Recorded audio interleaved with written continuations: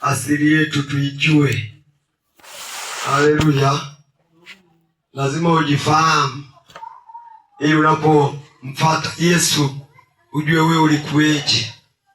Ili unapokuwa unasema nimeokoka ujue wewe ulikuwa wapi. Haleluya. Na ukirudi utakwenda wapi? Jina la Bwana libarikiwe. Asili ya mwanadamu, tutaanza na kitabu kile cha Zaburi. Zaburi ya 51 mstari wa 5 na Zaburi 58 ule mstari wa 3.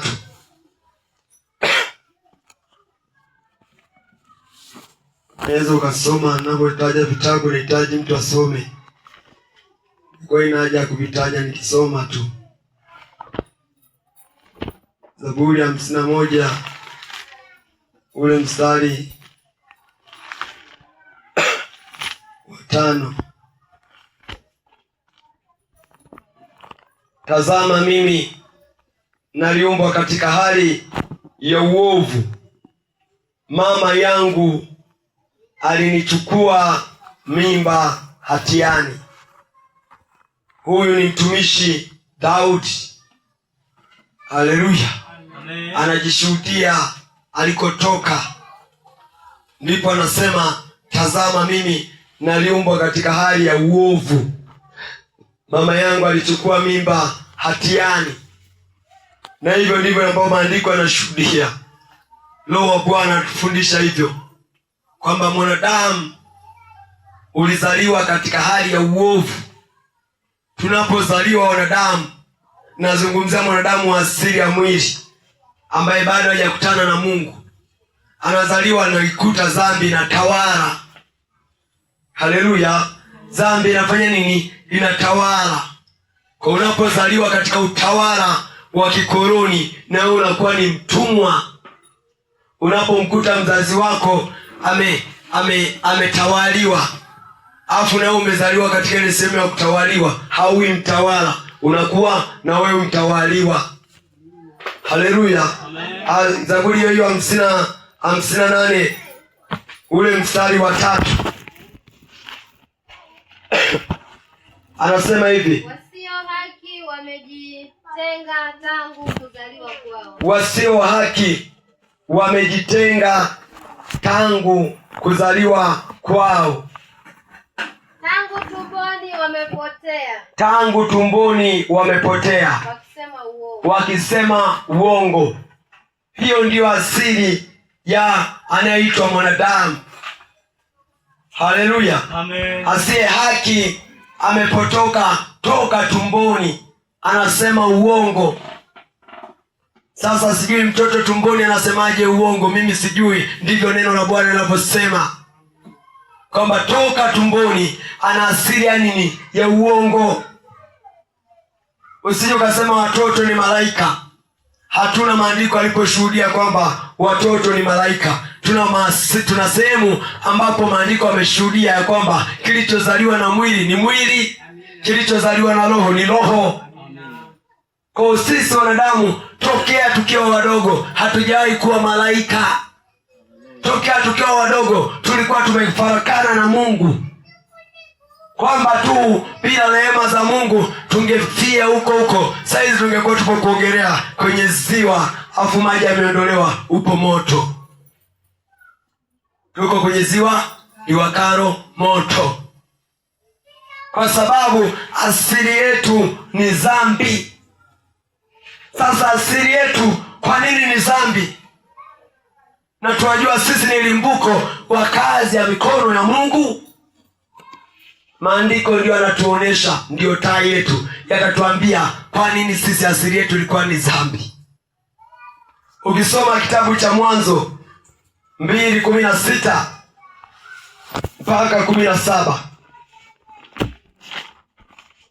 Mwanzo 2:16, Bwana Mungu akamwagiza huyu mtu akisema, matunda ya kila mti wa bustani waweza kula, walakini matunda ya mti wa ujuzi wa mema na mabaya usile, kwa maana siku utakapokula matunda ya mti huo utakufa hakika.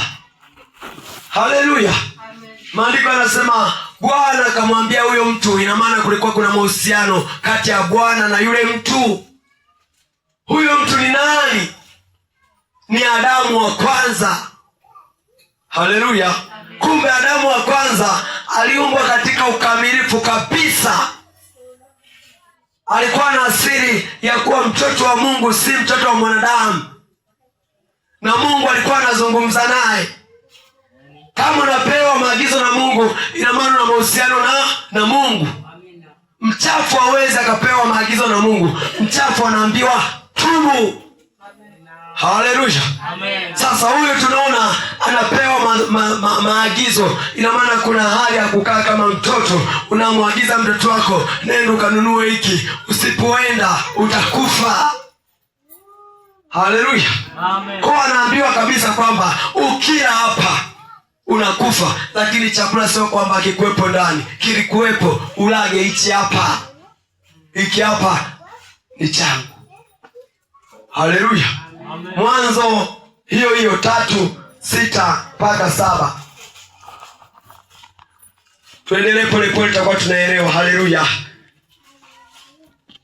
Mwanzo 3:6. Mwanzo 3:6.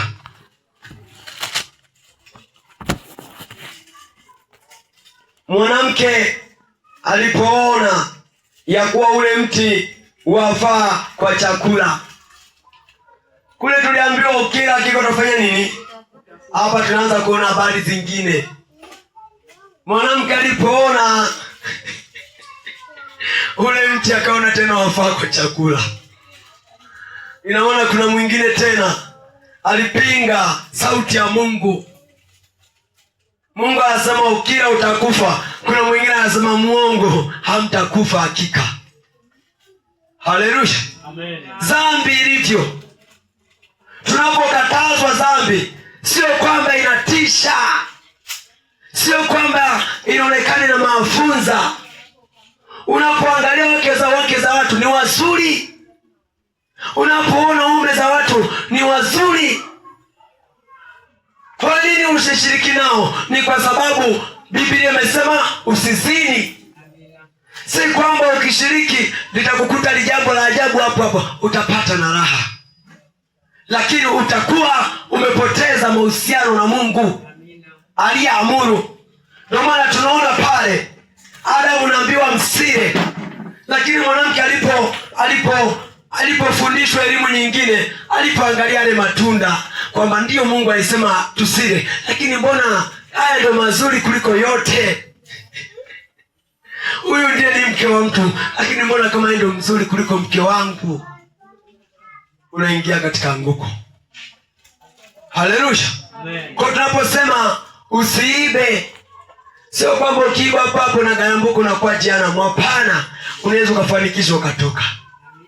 Lakini ukishatoka, je, mbele za Mungu unahesabikaje? Ndipo asema Mwanzo 3:6. Sikiza kwa makini. Mwanamke alipoona ya kuwa ule mti wafaa kwa chakula, wapendeza macho, nao ni mti wa kutamanika kwa maarifa, basi alitwaa katika matunda yake, akala, akampa na mumewe, naye akala. Wakafumbuliwa macho wote wawili, wakajijua kuwa wa uchi, wakashona majani ya mti wakajifanyia nguo. Kisha wakasikia sauti ya Bwana Mungu akitembea bustani wakati wa jua kupunga. Adamu na mkewe wakajificha kati ya mti ya bustani, Bwana Mungu asiwaone. Habari ya kutafuta kilichopotea ijaanza leo. Ilianzia kule kwenye bustani. Haleluya. Mwanadamu alipokaidi mahusiano na Mungu akawa amepotea. Mungu anapokuja hawaoni tena. Haleluya. Ukiwa umepotea, ukiwa na mahusiano na Mungu, ndipo saizi umekaa hapa. Haleluya! Hivyo Mungu anapokuja atakukuta ndani ya ibada. Lakini ukishapotoka, atapokuja hapa atakuta kiti kipo wazi, umekimbia huko virabuni. Haleluya! Huko mafichoni, umeshakimbia ibada. Tunarudi kwenye somo letu ya asili ya dhambi. Tunaona dhambi ilianzia wapi? Ni pale ambapo tu walikula tunda, ndipo dhambi ikaanzia pale. Ndipo dhambi ikafanya nini? Ikaanzia pale. Utasema, mbona sasa mimi sikuwepo Mungu? Ilikuwaje mimi niingie kwenye hatia mwingine? Warumi 5:12. Maandiko yanaendelea kutusogeza, kutufahamisha kwamba sisi tumetoka wapi. Warumi 5:12 inasomeka hivi: Kwa hiyo kama kwa mtu mmoja. Subiri, somaga taratibu mama. Kwa hiyo kama kwa mtu wawili, watatu, mmoja tu. Haleluya! Dhambi iliingia ulimwenguni.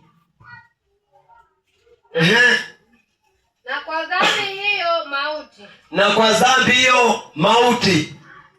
Na hivyo mauti ikawafikia watu wote, kwa sababu wote wamefanya dhambi. Na kwa hiyo mauti ikawafikia kwa watu wote, kwa sababu wote wamefanya dhambi. Sasa pale kulikuwa na watu wangapi? Sisi wengine wote tulikuwa wapi? Tulikuwa viunoni mwa Adamu. Mahmudi unacheka. Soma kitabu cha Mwanzo 15:4. Nikaja soma mbinguni ya wapi? Soma Mwanzo 15:4. Twende haraka maana hiyo yusi kwenye somo. Kuna kitu nataka nikuoneshe. Mwanzo. Nalo neno la Bwana likamjia likinena. Neno la Bwana likamjia likinena. Huyo hata kurithi. Bali atakayetokea katika viuno vyako ndiye atakayekurithi. Yaani atakayetokea katika viuno vyako ndiye atakayekurithi. Kwa mujibu wa Biblia, watoto wanatoka kwenye viuno vya mwanaume. Haleluya! Kwa Adamu alipokuwa anapoteza mahusiano, sisi tulikuwa kwenye viuno mwake. Tunashangaa, tuelewi kinachoendelea. Anapopokea laana, mwili wote unalaaniwa, na sisi tukiwemo. Kwa tukihesabiwa hatia, kwa sababu aliyetubeba viunoni yuko na nini? Na hatia. Hauwezi ukawa mchafu ukatoa kisafi. Kimjazacho mtu ndicho kimtokacho. Kilichomjaa sasa pale za Adamu ilikuwa ni dhambi. Kwa wanaotoka ndani ya Adamu wanakuwa ni watenda dhambi. Ndio maana kupitia mtu mmoja dhambi kaingia ulimwengu wote, wakahesabika wametenda dhambi. Ndio sisi hao, mimi na wewe, tunazaliwa tuna dhambi. Haleluya! Ile tunazaliwa ng'ang'a uko na dhambi, Mungu hakufurahii. Bado umepoteza haki mbele za Mungu. Haleluya! Isaya 48:8. Maandiko ndo yanene, sio mimi nene. Isaya 48:8.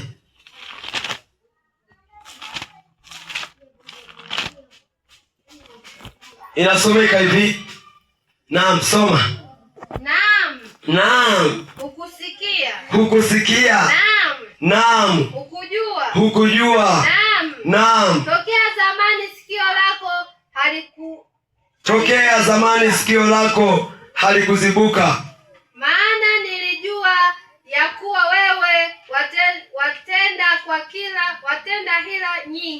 maana nilijua ya kuwa wewe watenda kwa hila nyingi, nawe umeitwa mkosaji tangu kuzaliwa kwako. Nawe umeitwa mkosaji tangu kuzaliwa kwako.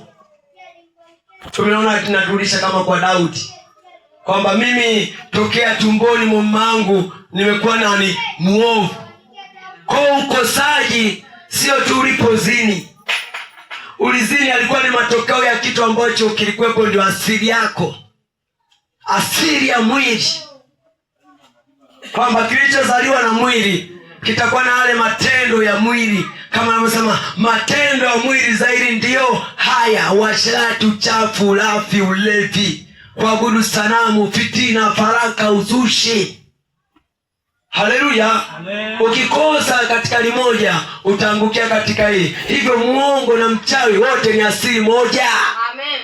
Hakuna kwamba huyu ni mchawi, hapana, wote ninyi ni asili moja, ila wewe shetani anakutumikisha kwa uongo, yule anamtumikisha kupaa ndude, sijui ungo, sijui nini.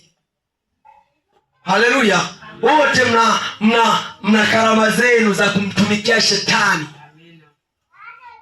ila asili imetoka kule kwa Adamu wa kwanza. Kwa mwanadamu ndivyo tulivyo, ndivyo tulipokuwa mbele za Mungu. Ina maana hapo hakuna tena anayempendeza Mungu. Haleluya! Hakuna ambaye ana tendo lolote la kumpendeza Mungu. Ndio maana kuokolewa, hatuokolei kwa matendo. Sio kwamba utoe pakubwa ndio Mungu atakuona, atakuonea. Hapana, Mungu anavyokuona anakuona kwenye asili hii ya kutoka kwa Adamu.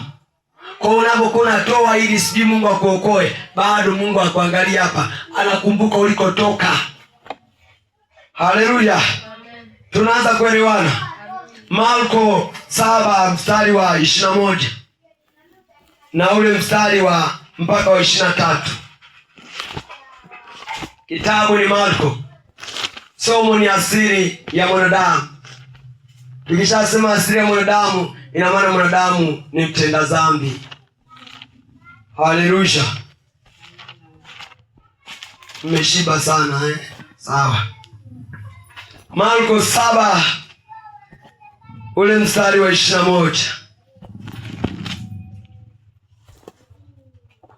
Kwa maana ndani ya mioyo ya watu hutoka mawazo mabaya, uasherati, wivi, uachi, uzinzi, tamaa mbaya, ukorofi, hila, ufisadi, kijicho ni uchoyo eti, kijicho, matukano, kiburi, upumbavu. Haya yaliyo maovu yatoka ndani, nayo yamtia mtu unajisi. Huu ndio moyo wa mwanadamu unafunuliwa, ya kwamba asili ya mwanadamu ndani yake kuna uasherati. Haleluya! Kuna choyo, kuna ukorofi, kadhalika na kadhalika.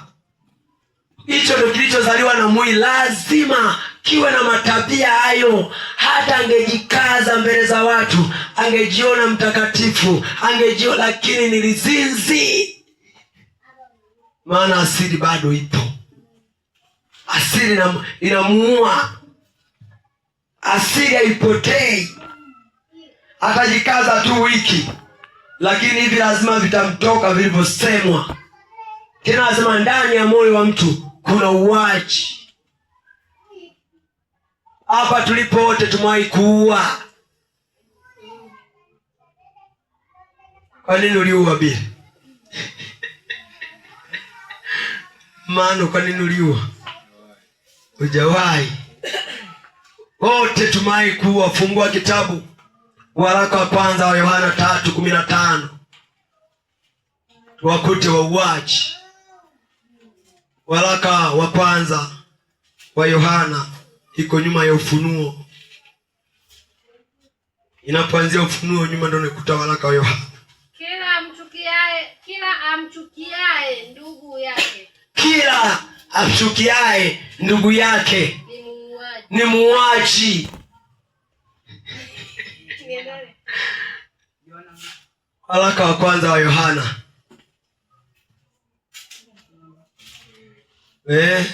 Bila ameanza kukubali ameua tena. Kwa nini uliua? Waraka wa kwanza wa Yohana 3:15.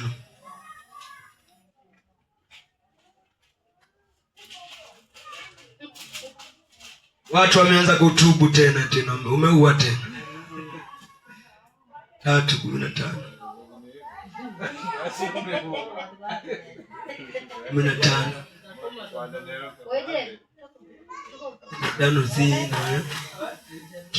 Kila amchukiaye. Rudia tena. Kila amchukiaye ndugu yake. Kila anayemchukia ndugu yake ni muuaji. Nanyi mnajua ya kuwa kila muuaji hana uzima wa milele. Haleluya. Hiyo ndio asili ya mwanadamu. Mwanadamu ni nini? Ni muuaji. Kwa utakuna mcheka mwingine, utasema huyu ana moyo mgumu, ameua.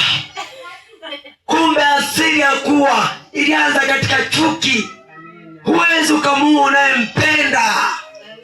Haleluya. Amen. Mambo yanaanzia moyoni. Kwa wengine mlichukia tu, ila mlishindwa kushika upanga, lakini ile kuchukia ulihesabiwa uuaji. Amen. Inabidi utubu dhambi ya kuchukia. Sisi hatuchukiani. Haleluya. Amen. Hiyo ndio asili ambayo Kristo anatuonesha kwamba tulikuwaje mbele zake. Tulikuwa ni wauaji. Tumechukia wangapi? Pengine mwingine ikija hapa, zinaitwaje zile gari zinazoenda Kieta zile? Costa. Aliyowaua tukipaki Costa hapa watabanana. Hawatoshi. Amechukia watu wengi. Haleluya. Hapa tunaendelea kupata asili ya mwanadamu mbele za Mungu. Warumi 3:10-18. Tutaenda kuiona tena asili ya mwanadamu. Kitabu ni Warumi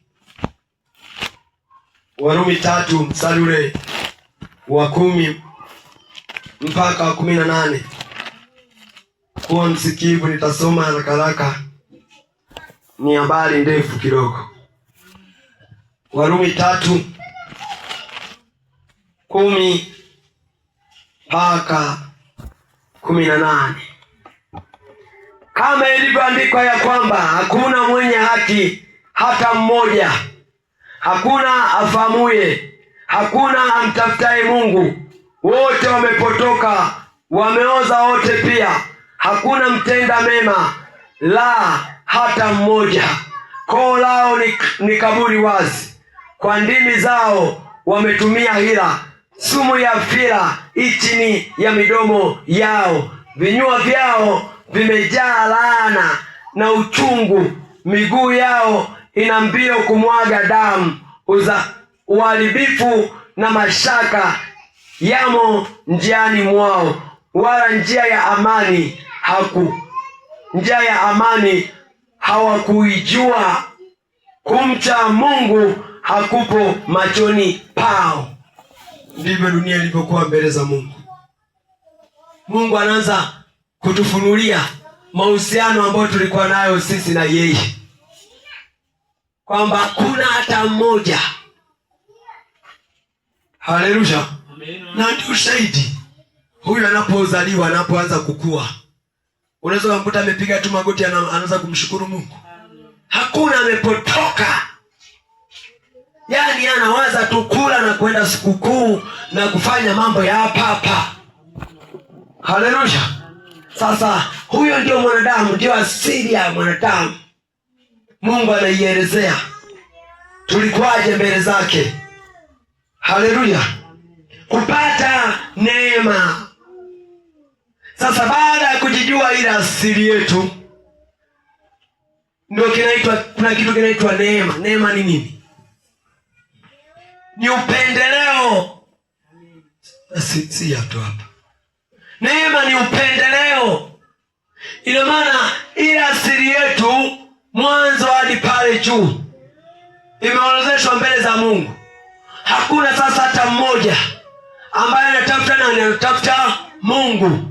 Kwa Mungu itabidi aje achilie neema, atupendelee hivyo hivyo na uchafu wetu.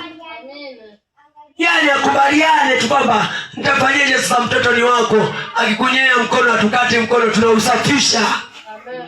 Haleluya. Ndicho kilichofanyika mbele za Mungu. Usije mtu ukajisifu ukasema mimi sijazini sana. Hapana, wewe ni mtenda dhambi toka tumboni kwa mama yako. Usiseme mimi sio mchawi, mimi sio. Wewe mbele za Mungu ulikuwa ni muovu kama waovu wengine. Kitabu ni Mwanzo 6 mstari wa 5 mpaka wa 8. Tunarudi tena mwanzo. Neema ilianza kwenye Agano Jipya. Neema ilianza kule kuliko paraluka kule. Haleluya. Twende tukaangalie mwanzo. Mwanzo 6 mstari wa 5 mpaka wa 8. Bwana akaona ya kuwa maovu ya mwanadamu ni makubwa duniani, na kwamba kila kusudi analowaza moyoni mwake ni baya tu siku zote. Akaona maovu yamezidi kwa wanadamu. Mwanadamu asili yake ni maovu. Haleluya. Sasa alipozidi, Bwana akafanyaje? Mstari wa 6. Bwana akagairi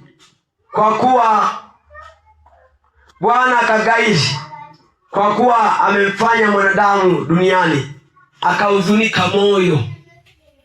Mstari wa 6 asema akagairi. Kuna kitu pengine Bwana anataka kifanye. Haleluya. Ile Kiingereza itaka fanyeje? Lakini akafanya nini?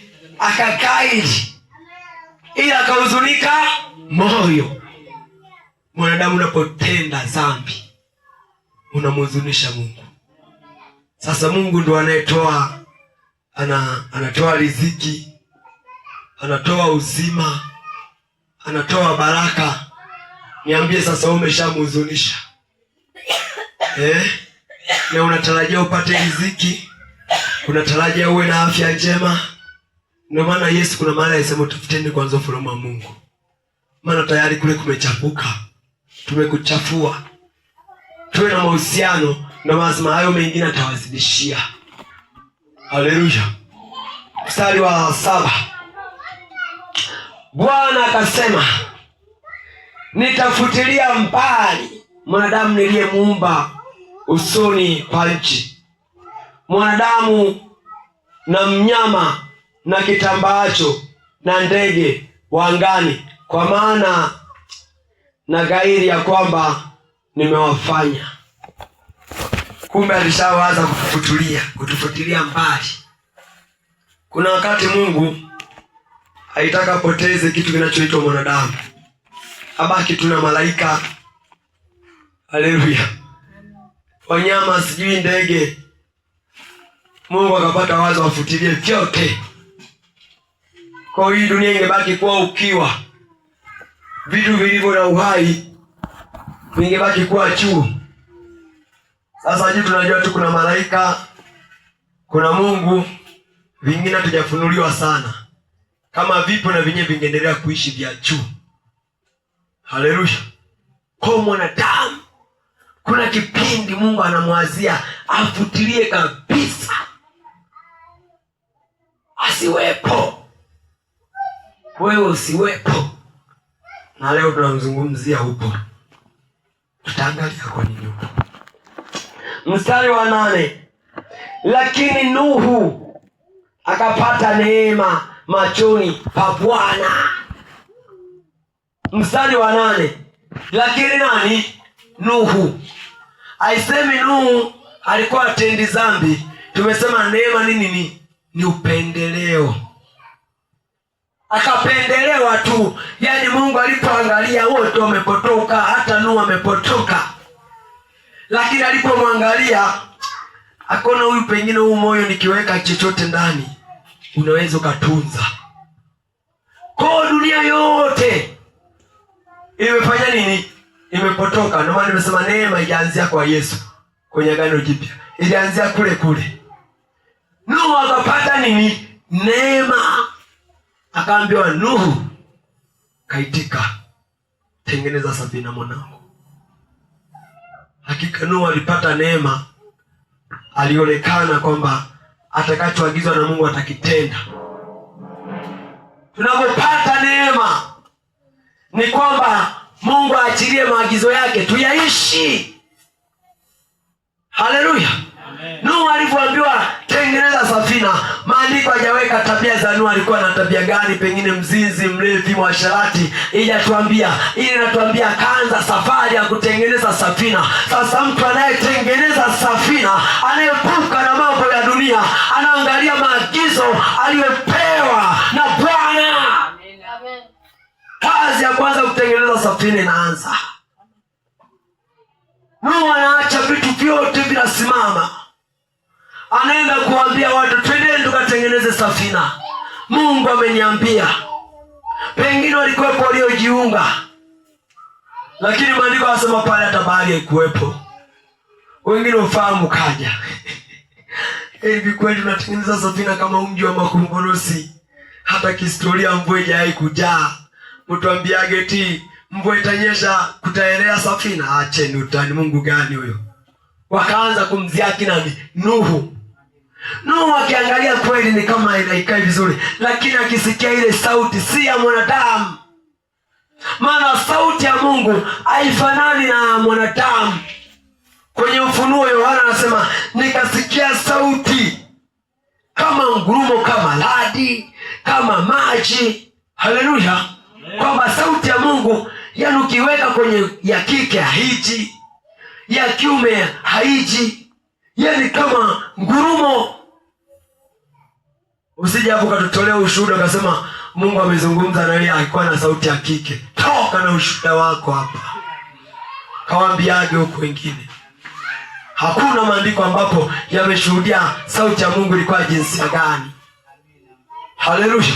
Kwa Nuhu alipoilinganisha ile sauti ya Bwana, akaja kalinganisha na sauti za wanadamu, akaona za wanadamu ni maneno, afu ya Bwana ni neno. Amen. Haleluya. Amen. Akaanza safari. Amina. Unapoanza safari, angalia neno. Amen. Usiangalie maneno. Angalia neno. Ndio maana maandiko yanasema hapo mwanzo kulikuwa na nini? Na neno. Tunafuata neno. Mahali hapa tuko kwa ajili ya kufuata neno. Ole wako ukengeuke fuate maneno. Ole wako, hatutakuelewa kabisa. Nuhu hakuwaelewa watu. Hakufanya nini? Hakuelewa. Kwa tunaona yule mtenda dhambi anapata ofa. Haleluya. Hakustahili, anapata nini? Ofa. Ndipo sasa swala la ukombozi ya mwanadamu kutoka kwa dhambi likaanzia pale.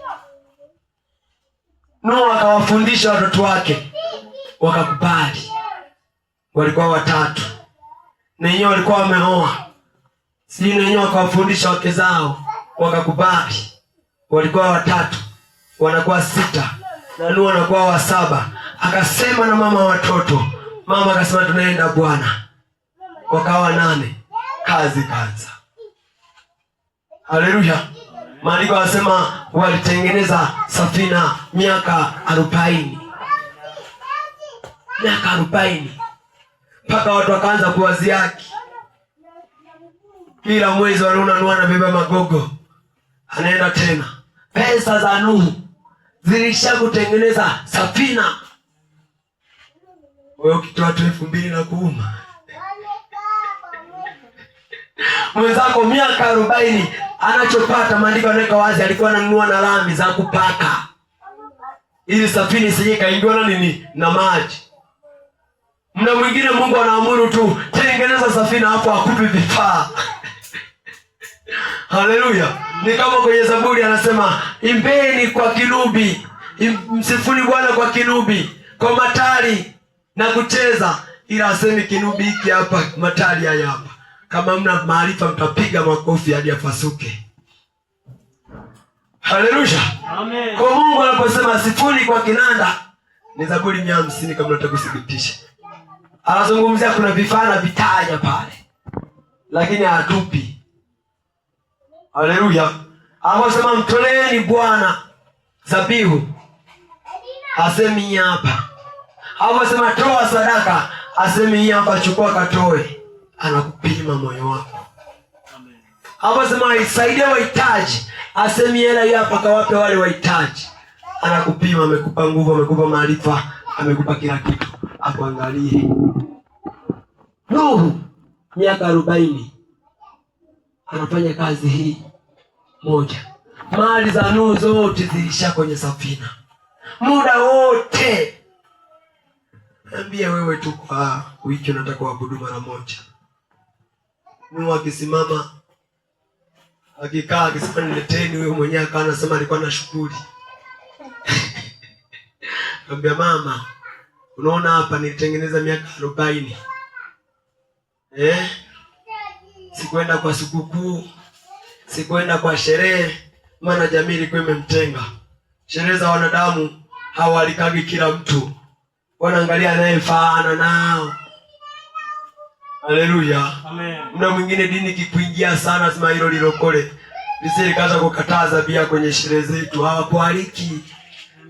Haleluya. Kwa mambo ya dunia anaanza kukupita, anaanza kuchenga.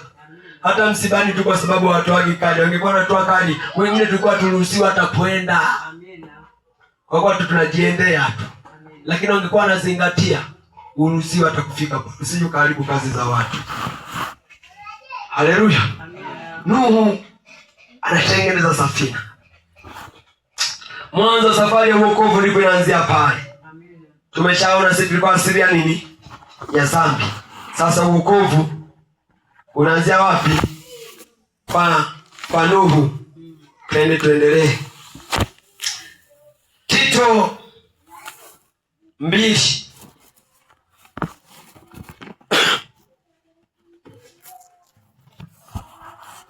11 na 12.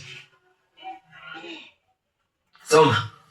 Tito 2 mstari wa 11 na 12.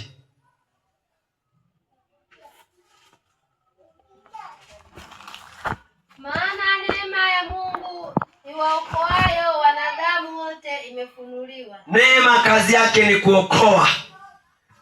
Ile neema iliyomuokoa nani? Nuhu. Tunaiona tena huko. Haleluya. Amen. Tunaanza kufanya nini? Kuiona. Nuhu alipopewa neema, wakaokoka watu 8. Wakawa watakatifu. Nchi kagarakishwa. Kukabaki tu na watakatifu. Dhambi kapenyeza tena. Kwa nini dhambi ilipenyeza wakati Mungu aliangamiza? Mungu aliweka agano na nani? Nuhu akawahurumia kina nani? Watoto wake. Watoto wao wakawa tena na wanawake. Wale wake za watoto wa Nuhu hatuelewi waliwaoa ni wa mataifa au ni wapi, sifuatilia vizuri. Lakini ni kama wenda hawakuwa kwenye kizazi cha ukamilifu. Maana pale tunayemuona mkamilifu ni Nuhu peke yake, ambaye anakamilishwa. Sasa kama watoto tena walioa, ina maana wakaenda kuoa watoto ambao ni wapotofu. Kwa tena asili ile bado ikaa ipo. Wakapita chaos.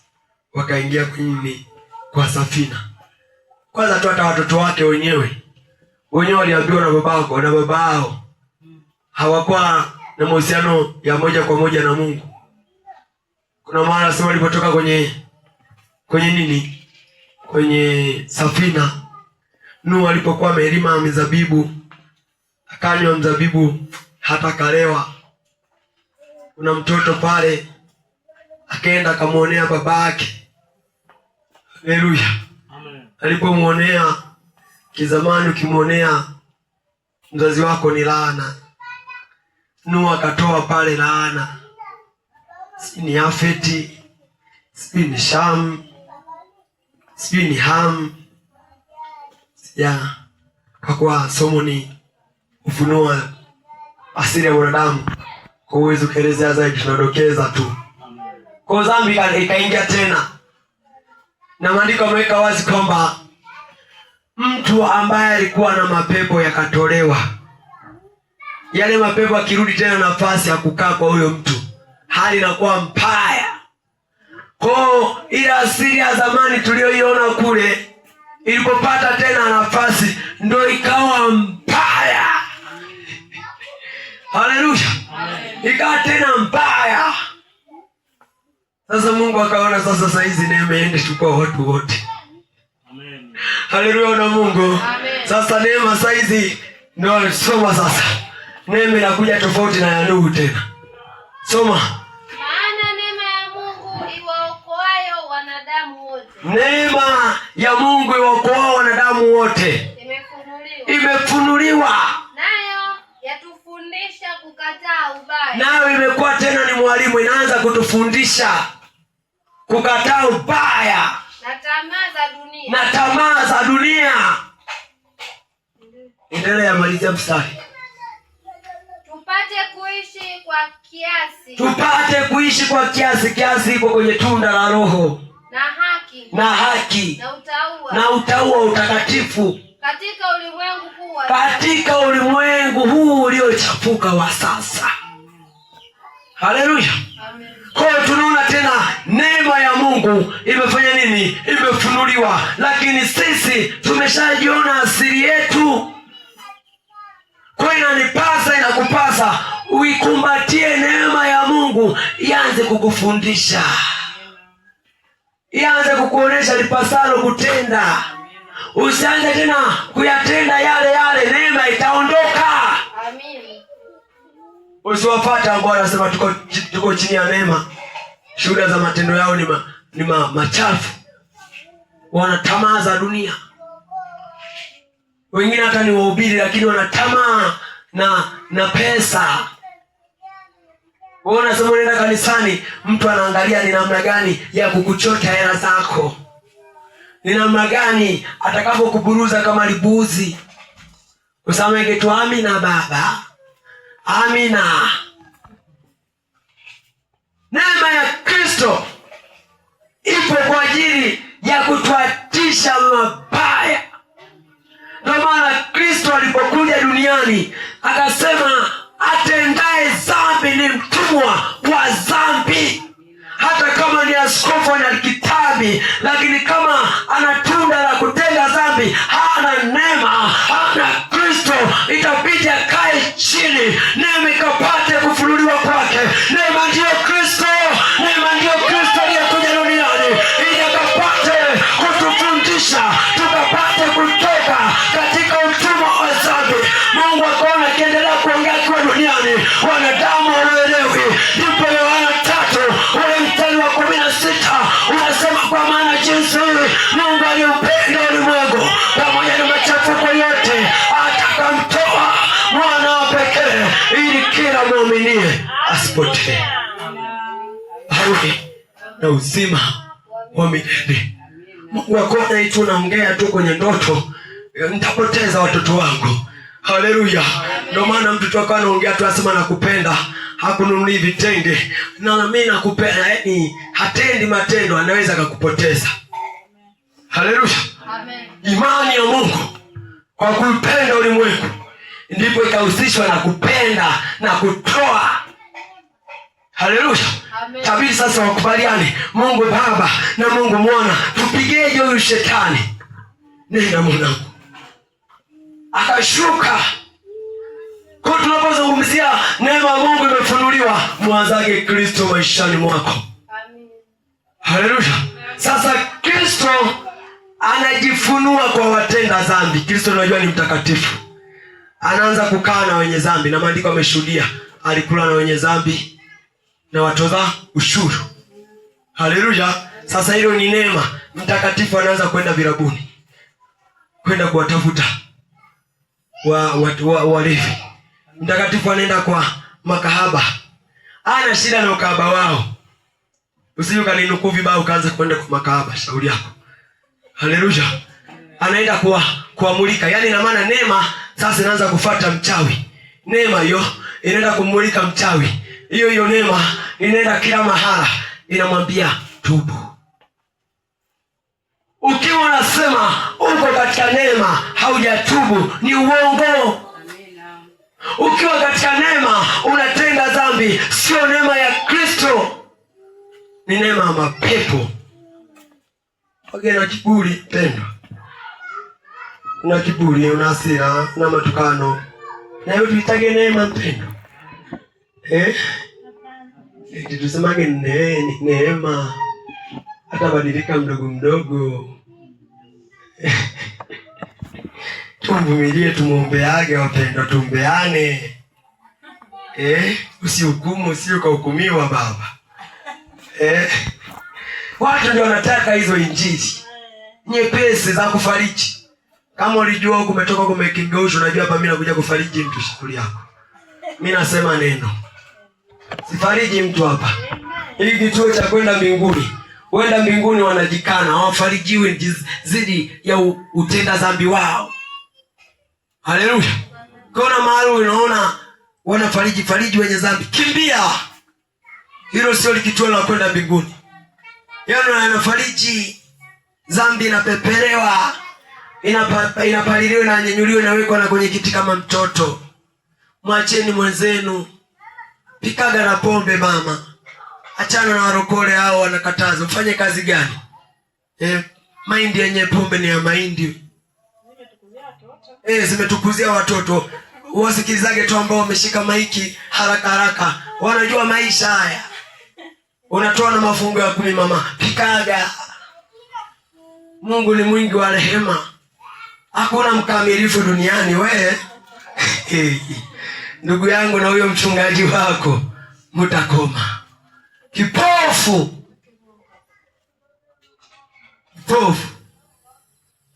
Akiongozwa na kipofu, wanaenda mbinguni pamoja. Wanadumbukia wapi? Shimo moja. Kipofu heri angalau akaongozwa na chongo. Chongo ni mtu gani? Mwenye jicho moja, angalau mwenye mwanga kidogo. Haleluya! Sasa anayekuwa na injili nyepesi, yeye mwenyewe ni kipofu, ananufaika kupitia vipofu wenzie. Kwa wanaanza kufarijiana. Hata ukienda ukihubiri madhabahu zingine, ukiondoka unakuta yule anafana, mchungaji wa pale anaanza kufariji kanisa. Hawa ni wainjilisti, msiwasikilize wanangu. Msije mkaacha kusali. Ni wainjilisti hawa. Hao wengine wageni, msiangalie injili za wageni. Lakini mtu amehubiri, ametumia neno la Mungu, na Roho anakushuhudia. Kristo aliwakuta watu wako hadi na makanisa wanasali, lakini akasema nawaambia, unayetenda dhambi, wewe ni mtumwa wa dhambi. Niamini mimi muwe huru. Wakakosoa. Wakasema tumeng'amua, tumegundua wewe una mapepo. Sisi sio watumwa. Sisi ni uzao, tunaye baba yetu ambaye ndo Abraham. Haleluya! Musa aliwaambia, Mungu wa Abraham ndo aliyenituma kwenu. Wakamwamini Musa. Kwa wakajihesabia haki, sisi ndio uzao wa Abraham. Ndivyo walivyo hata watumishi. Akibatizwa amemaliza kila kitu. Achunguze hata moyo wake. Achunguze hata matunda yanayotoka. Wewe hayo matunda hayo sio ya utakatifu. Mimi nilibatizwa. Mimi ni Mpentekosti. Mimi. Mungu angalia hayo. Mungu anaangalia neno. Neema ni Kristo. Akishafunuliwa kwa mtu, Akishamfunua mtu anaanza kumpa maagizo. Agizo la kwanza ambao analisema Kristo, tusome Matendo ya Mitume. Matendo ya Mitume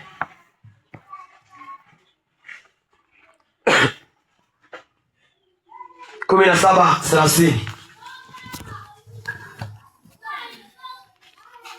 Matendo ya Mitume 17:30. Zile zamani za ujinga tulipotenda dhambi nyingi sana, Mungu alifanya kama haoni. Mungu alijifanya kama hazioni. Bali sasa amewaagiza watu wote wa kila mahali watubu. Bali sasa anawaagiza watu wote wa kila mahali watubu. Haleluya. Mathayo 4:17 inasema hivi: tokea wakati ule Yesu alianza kuhubiri akisema, tubuni, kwa maana ufalme wa mbinguni umekaribia. Yesu ambaye ndio neema anatuonesha kwamba ufalme wa Mungu umefanya nini? Umekaribia. Kama unataka kwenda mbinguni, tubu. Kama unaipenda dunia, endelea kushangaa hapa, takutana nacho. Marko 16:16, amini na kubatizwa, asiamini hiyo ndio injili iliyonyoka, kwamba pamoja na kwamba neema imefunuliwa na waokoa watu, bado na waelekezwa wapate kutubu. Wasipotubu, kuhangaika ni pale pale, adhabu ni pale pale. Kwa hii neema tuisikilize yeye. Usianze kusema mbona Daudi alioa, mbona anayesema tubu sio Daudi.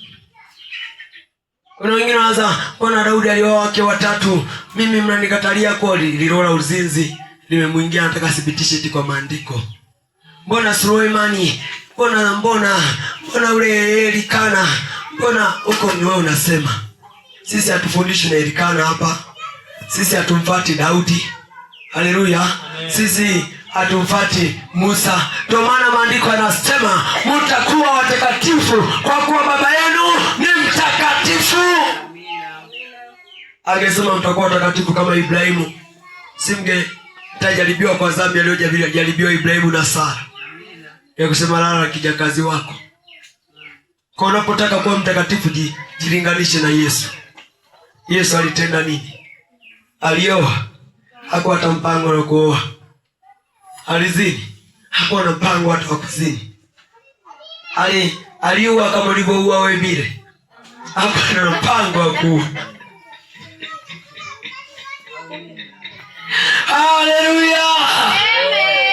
Jina la Bwana libarikiwe sana. Hatuko mbali kumaliza kitabu cha mwisho. Tukijua asili ya awali, tutakataa kwa kuikimbia dhambi. Tuangalie Ufunuo 21 mstari wa 8. Soma kwa 8. Bali waoga na asubuhi tumesoma na wasioamini. Dhambi ya kutokuamini ni mbaya. Yote niliyozungumza, kama hujaamini hata kimoja, wewe shauri yako. Wasioamini na wachukizao ambao tumeona kule ni wauaji, na wauaji wameambatana na wauaji wa kutenda, na wazinzi. Uzinzi huko na mke. Mungu amekupa mke, ameona sasa amekuumbia limwili lina matamaa, basi oa. Bado umeoa macho juu juu, tulia. Umeolewa bado, sijui unaangalia vifuani kwa wanaume, kati mume wako ana kifua. Tulia. Nini unataka uende wapi? Na wazinzi na wachukizao ni wauaji wale na hao waabuduo sanamu na waoga wote. Sehemu yao ni katika lile ziwa liwakalo moto. Sehemu yao. Nizungumzie kwenye waoga hapa kabla sijamalizia. Watu nisiende kawacha njia panda. Waoga ni watu gani? Kuna mahali Kristo alisema, atakayeyaonea haya maneno yangu, na mimi nitamuonea haya, nitalionea jina lake haya mbele ya kiti cha Baba yangu. Haleluya.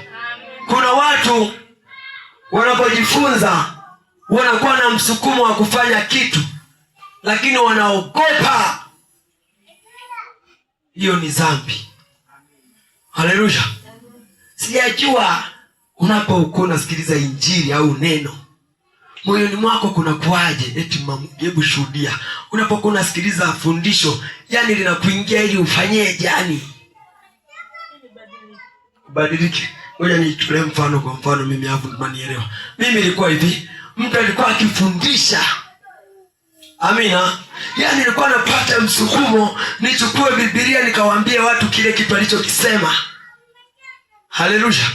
Kuna mwingine anapata msukumo akifundishwa, anapata msukumo akaimbe kupitia lile fundisho. Haleluya. Haya, wewe unapofundishwa unapata msukumo gani? Kafundishe. Unaendaga kufundisha sasa.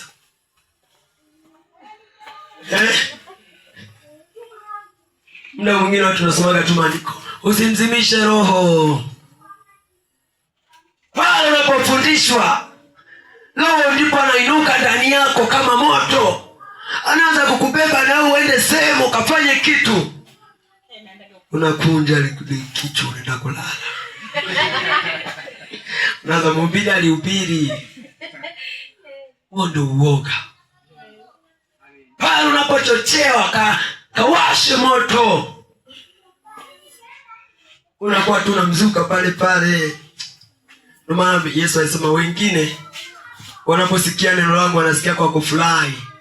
Wanafurahi tu kidogo, kitambo kidogo, mwisho wanakosa mizizi. Kwa nini wanakosa mizizi? Shughuli za dunia zinaoingia harakati, maisha, anarudi. Lakini unakuta alikuwa ni mwimbaji mzuri.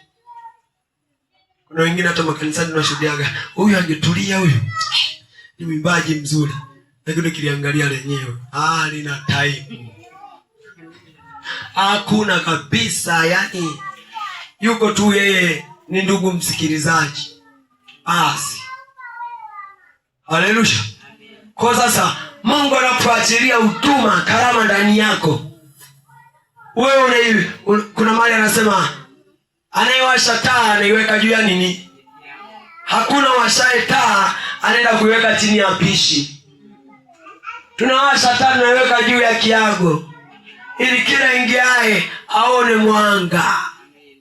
Sasa kuna ile jamii taa inawaka kabisa. Haleluya. Amen. Taa imewaka, iende kamulike. Kula kona. Anaiweka chini ya pishi. Sio kuweka chini ya uvungu taa. Itakuwa inamulika nani? Inamulika kunguni. Tuepuke tusije tukapata injili iliyo hai, alafu bado tukao ni waoga. Tukapata msukumo wa kumtumikia Mungu, tukaanza kusita sita. Tunajikanyaga kama cheriani hapo hapo. Wajikanyaga hapo hapo. Mungu anasema na ule Mgerasi, kawaambie ndugu zako kile Bwana alichokutendea. Haleluya. Yaani Mgerasi alihubiri kiugumu sana. Hajaifundishwa, hajaikaa popote. Ameponywa tu siku hii, afa anatumwa kuhubiri. Wengine hapa nimekaa nao hadi miaka. Sasa mpendwa, tuekaa wote. Chukua hata hii Masayo. Nenda pale sokoni ukasema tubuni ufalme wa Mungu umekaribia. Wewe ni kipaji.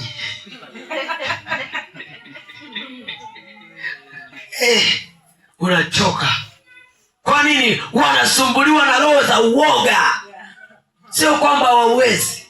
Roho ya uoga imejaa. unaanza kuichukua sokoni kwanza, kabla hujaenda unaiweka hapa. Nikifika pale, yule mama namungishaga na nyanya, hata niangalia mimi nitasema nini? Nikuangalia usoni wanacheka. Hiyo ni roho ya uoga, utakwenda jehanamu. Amen.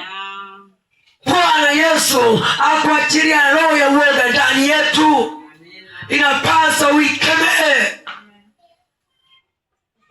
Wengine hata mnapofanya huduma, kwa mfano hapa nisema sasa tuna Pasaka, tunafanya uinjilisti huu mtaa. Wewe mtumishi, kwani usiende bwawani? Wewe huu mtaa watu wametuzoea hivi. Neno la Mungu linazoeleka, wamekuzoea wewe. Wengine mtaa wao step anacheza kama anaganzi. Perika hata mkora. Mbona sawa mjui? Amechangamka. Akiwa hapa, no. Uoga na mkaa. Sana bana anasema na waoga. Injili itabidi yaanze, yani Mamudi kama una mpango wa kuhubiri, kaanzie milangoni. Katoke kasimame mlangoni, nyumba unazoziona kaanze na injili. Haleluya. Ukizimaliza zile, ndo wewe nenda bwawani. Nenda wapi? Injili inaanzia Yerusalemu, inaenda Samaria, nenda mwisho wa nchi. Amen. Wewe unataka ukaanzie mwisho wa nchi, alafu ndo urudi, utashindwa. Utakufa pale Yerusalemu hujafika. Wanaanza kuzika kiutumishi, wasema aliokoka. Watu wanaanza kushangaa. Aliokoka. Basi wanapendeleana. Sasa na maandiko yanatufanya tuwe barua ianze kwa majirani. Kama umeua majirani, kawafufue. Kama uliwachukia, ujue tayari wale umewaua ni maiti. Nenda kapatane. Biblia inasema kama unaenda kutoa sadaka, ukikumbuka kuna mtu ana neno juu yako, iache sadaka yako madhabahuni, watakulindia. Nenda kapatane na mshtaki wako. Kama atakapatana utakuwa ni mwaka, patanaga tu sadaka yako, itakuja utatoa kishamaliza. Haleluya. Tuepuke kumtumikia Mungu tukiwa tuna watu atusemesha nao. Tuna watu tumewabeba mioyoni. Kuna watu eti damu zetu haziendani na wao. Hakuna Ukristo wa kutokwendana na damu na mtu mwingine. Haleluya. Kaifanye damu yako iwe ya Yesu. Damu ya Yesu inasafisha watu wote. Wewe umesafishwa, bado kuna watu wamuendao wanasema mimi yule sijui damu haziendani. Shetani anakudanganya. Utaendelea tu damu haziendani na mwisho utamtukana. Nimekutafuta sana. Sasa leo wokovu na uweka pembeni. Nikunyoshe. Inatokeaga hayo. Ndio maana naomba rehema, myakumbukage maisha mnayoishi. Usije kuwa bokatu naomba rehema kwa midomo. Kumbuka, chunguza, tafakari maisha yako.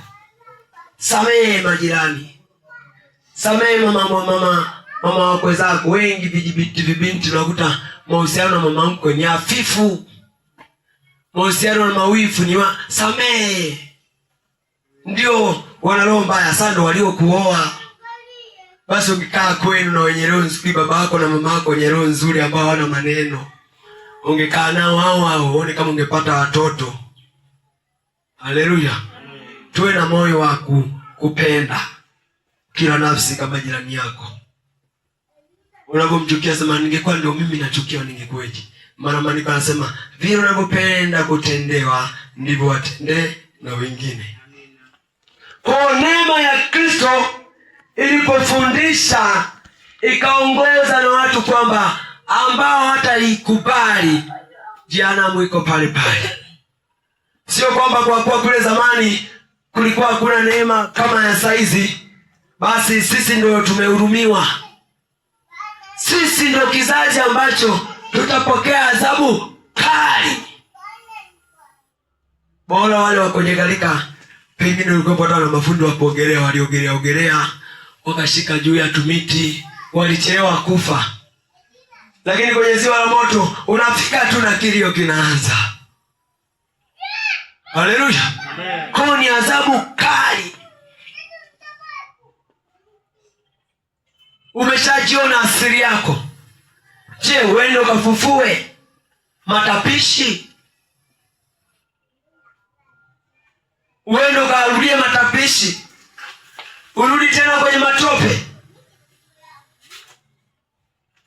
Ninamsema hata kama mtu ulikuwa unaona kuna watu kiwapima, unaona huyu kabisa mazungumzo yangu na huyu yanaweza nirudisha Misri, futa namba zake, block kabisa. Usiwe na mahusiano. Yusufu alipoona lile mama linahitaji kumbaka, Biblia inasema aliacha hata kulisemesha lile mke la Potifa. Wakaa nakaa nyumba moja, lakini aliacha kumsemesha kabisa. Walikuwa wasemeshani mpaka anafikia hatua ya kutaka kumlazimisha. Walikuwa hawana mahusiano ya kwamba wanacheka, alitaka tumie tu nguvu. Lakini wokovu wa saizi, unaona kabisa, mimi kabla sijaokoka nilikuwa nazini na huyu mwenyewe, ulikuwa nazini naye, amekuwa tena ndo rafiki kipenzi. Mimi hapo ndo nachoka sasa. Urafiki wenu hakuna zungumzia nini? Puzi tu. Ukishabadilika, ndio maana anasema Mungu ameleta upanga, anakata yale tulikuwa tumeyazoelea, anaweka mpaka. Hata uokovu tule wa kuzimu kuna shimo katikati. Ibrahimu akasema kuna shimo kubwa, sisi hatuwezi tukaja huko, nyinyi mwezi mkaenda huko. Hata sasa katika uokovu, nuru na giza, lazima kuwe na shimo. Uishi kwa tahadhari. Umeokoka, marafiki ndio wale wale wa zamani. Wanaongea upuzi na unacheka, wajua mazungumzo mabaya yanaharibu tabia njema. Sasa hapo utashuhudia nini kama kwenye umbea hapo na wewe? Ndio maana ikifikia wakati ukawahubiri unaanza kuona aibu, kwa sababu mnashiriki upumbavu wote. Tusimame. Unastahili kuabudiwa, unastahili ewe Bwana, unastahili kuabudiwa, unastahili Bwana, unastahili kuabudiwa.